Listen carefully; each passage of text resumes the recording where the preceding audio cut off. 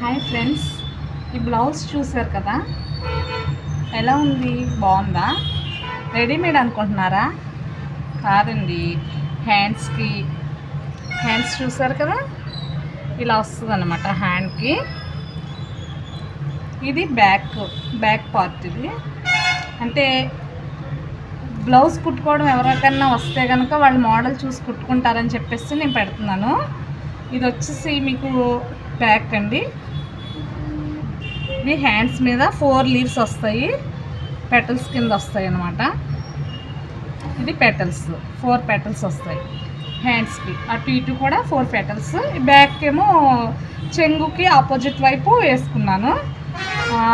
అది క్లాత్ అండి, ఇది మెయిన్ క్లాత్. ఇది క్లాత్ అంటించి మనం అదే షేప్ కట్ చేసుకుని అంటించి దానిపైన మనం ఈ లేస్ వర్క్ చుట్టూరా చెయ్యాలన్నమాట. లేస్తో సన్న లేస్ వస్తుంది కదా, మీకు చూపిస్తాను చూడండి.